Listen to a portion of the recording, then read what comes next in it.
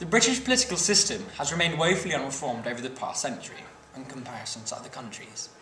The most obvious case is the House of Lords, which are swelling to around 800 members, all of whom have never contested popular election for their seats.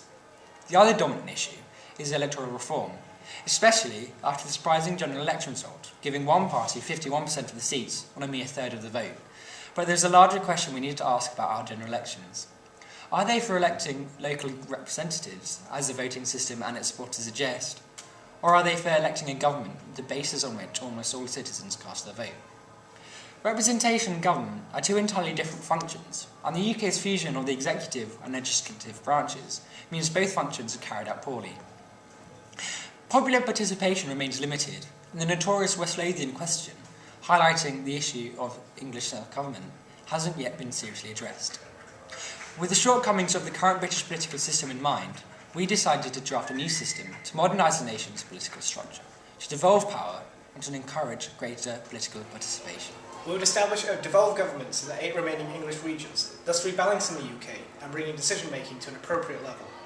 The Prime Minister and First Ministers would all serve 4-year terms, directly elected by those they hope to govern. Both the nation and its constituent regions would use a presidential system, clearly separating the branches of government. While the executive's term allows time for long-term government decisions, legislative terms are shorter to reflect changing public opinion. The presidential system would also allow the greatest economists, diplomats and other experts to sit in the cabinet in order to direct policy. The Senate, with 180 members, would replace the Lords as the national upper house. Regardless of population, each of the 12 regions would have a total of 15 senators, redistributing power to less populated and often poorer areas of the country. The election for the Senate would be staggered across 5 years, so only 36 senators would face re-election each year, using the single transferable vote system. All candidates would have to be approved by an independent commission, so in addition to a mandate from the electorate, senators would still be every bit as knowledgeable and experienced as the Lords. The national lower house, the House of Deputies, would have 400 seats. It would be elected based on a pure national proportional vote, without constituencies or percentage thresholds. Citizens can vote for whoever they want in this system, without the fear of wasting or splitting the vote. Proportional representation makes it easier to introduce quotas for women, ethnic minorities and other groups to ensure everyone in society is adequately represented. Voters are often unwilling to use their one precious vote on small single-issue parties, even in proportional systems, so we would introduce cumulative voting, giving voters 20 votes which they can distribute amongst parties as they see fit.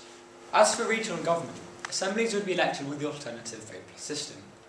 However, the seats would be filled by alternative voting single-member constituencies, giving local communities a means of direct representation and redress. The other half would be filled through proportional representation, to ensure a wide range of political views are represented. We would embrace electronic voting to make voting simpler.